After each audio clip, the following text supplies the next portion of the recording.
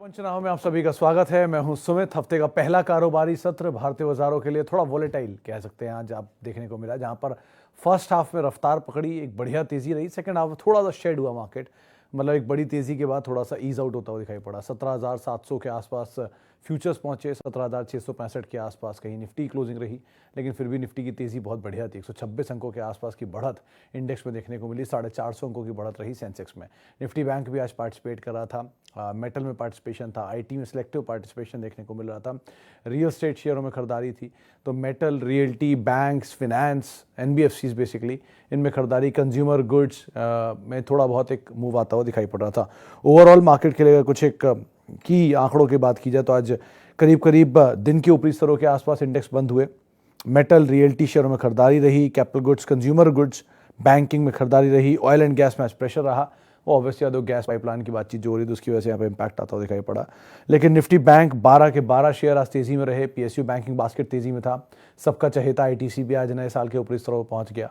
तो ऐसे अलग अलग स्टॉक स्पेसिफिक स्टोरीज मार्केट के अंदर बनते हुए दिखाई पड़ रहे थे। उसके दम पर बाजार में एक बढ़िया मूव था। लेकिन हाँ, अभी भी ब्रॉडर मार्केट्स तेज में है।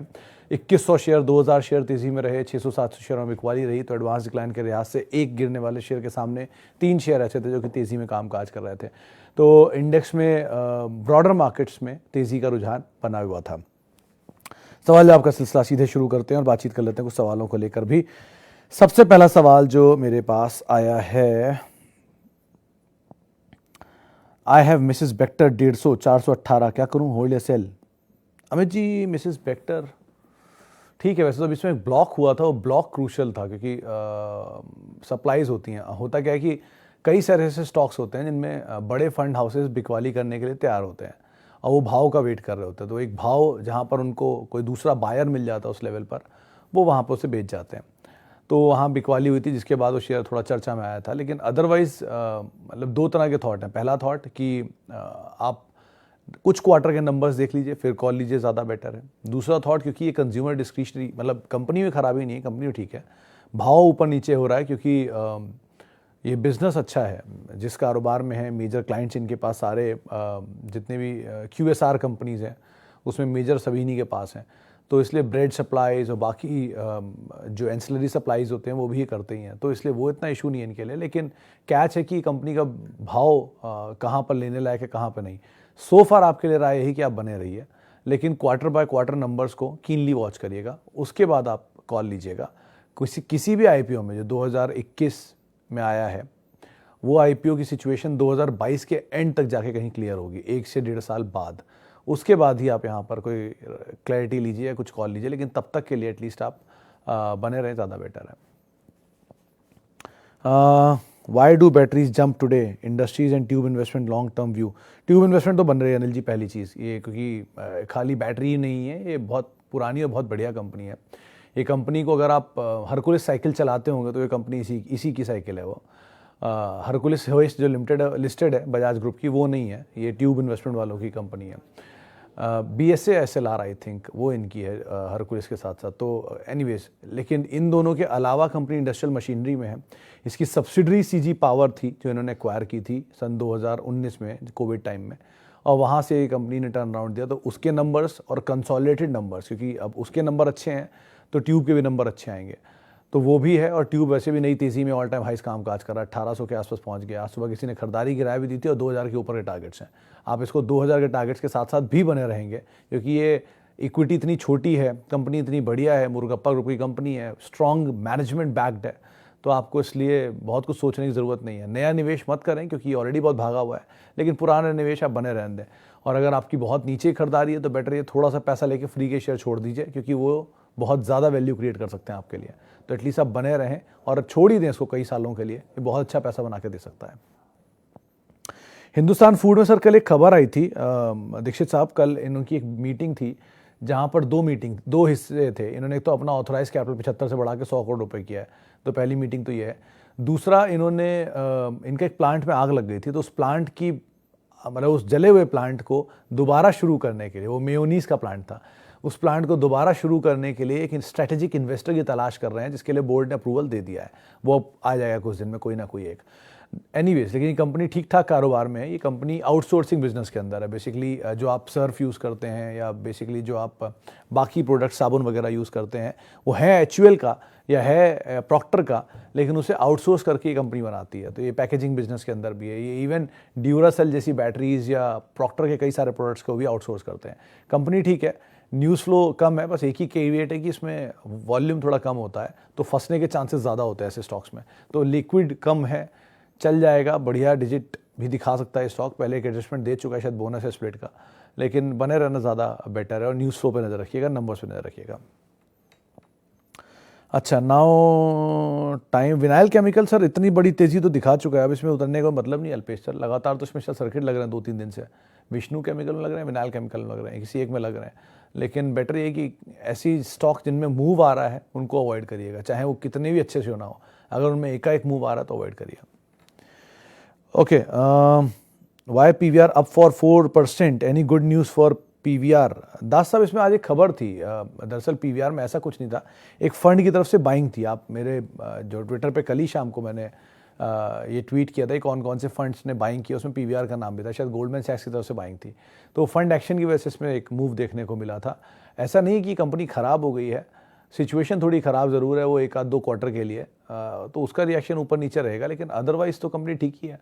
नीचे के दाम पे मिल जाए तो ज़्यादा बेटर कॉल है। लेकिन अभी के लिए, आज के लिए जो मूवमेंट था उसकी वजह थी ये फंड एक्शन की वजह से, जो आशीष ने इसको बाय भी दिया था सुबह। तो आप मतलब उस फंड एक्शन की वजह से इसमें थोड़ा बहुत आपको मूव देखने को मिल रहा है। ओके, LIC क्या आगे डुबोएगा? बिमलेश सर, ये पहले दिन से इसी प्लेटफॉर्म पे मैं आपको बोल रहा हूँ कि अवॉइड करिए कि किस तरह से, क्यों आप पढ़ते हैं इन चक्करों में। मतलब सरकारी कंपनी, मेगा IPO, मासिव, मतलब यही सेम कहानी मैं कोल इंडिया में चेक कर चुका हूँ आज से 10 साल 12 साल पहले।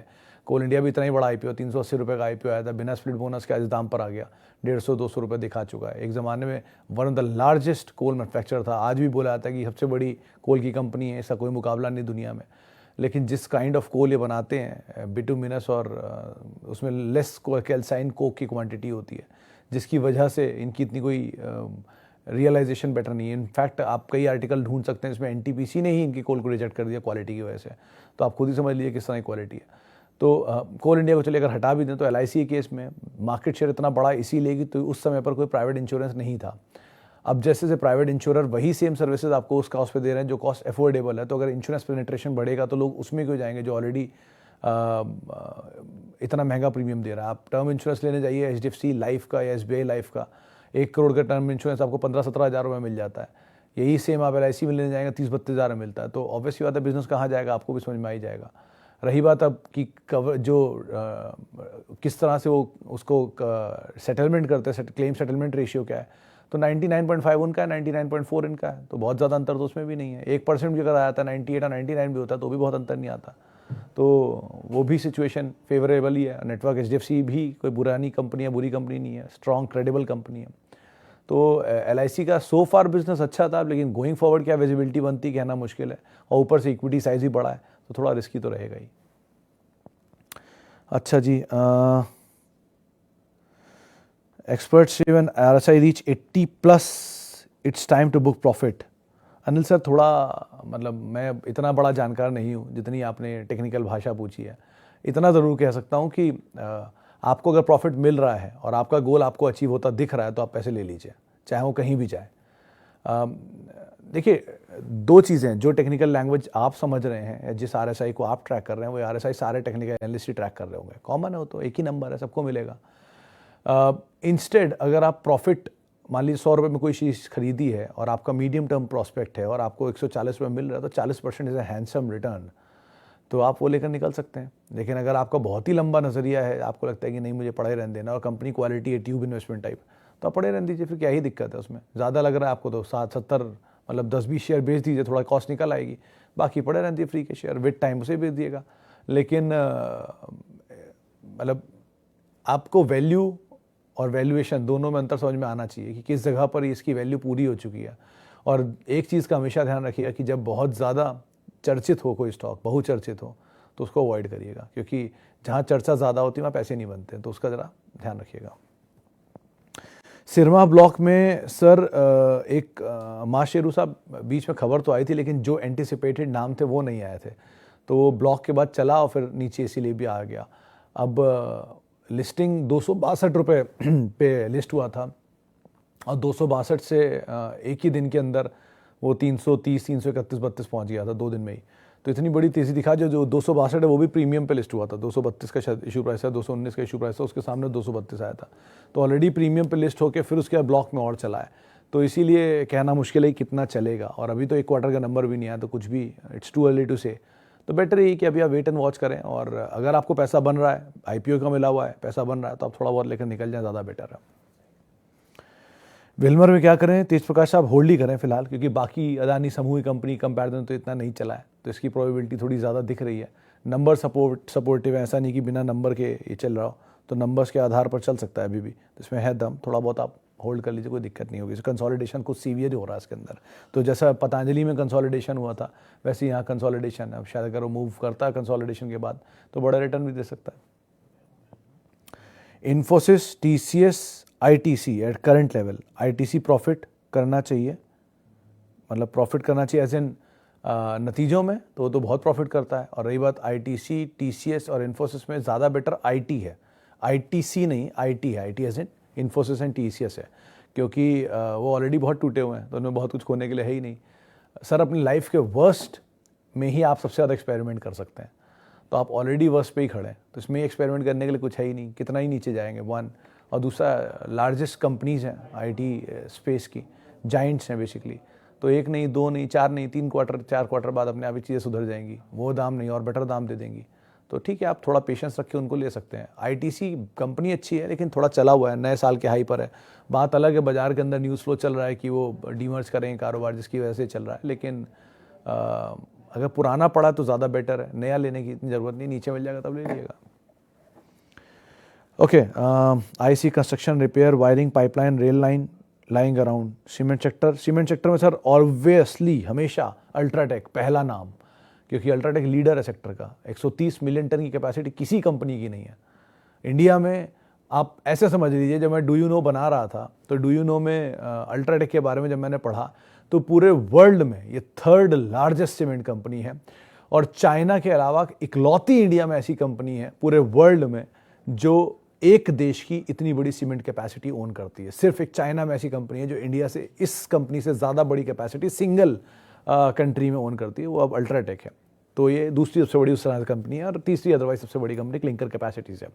130 मिलियन टन की कैपेसिटी, बिरला ग्रुप की बैकिंग, और साथ साथ कैपेसिटी नई नई ऐड भी हो रही है, हर केपेक्स में ऐड कर रहे हैं अपनी कैपेसिटी को, अभी भी बड़ा केपेक्स अनाउंस कर रखा है। तो अल्ट्राटेक तो पहला नाम है जो होना ही होना चाहिए सीमेंट में, अगर आप जाना चाह रहे हैं तो लीडर है obviously. Second number Shri cement है, चलिए उसका दाम महंगा है, छोड़ दीजिए उसको। ACC अंबुजा में अभी अदानी ग्रुप आ रहा है, लेकिन वो पूरा कंसोलिडेशन चल रहा है, तो उसको भी छोड़ सकते हैं। फिर आता है JK सीमेंट, तो JK सीमेंट आप देख सकते हैं उसके अलावा, तो ये नाम ठीक है।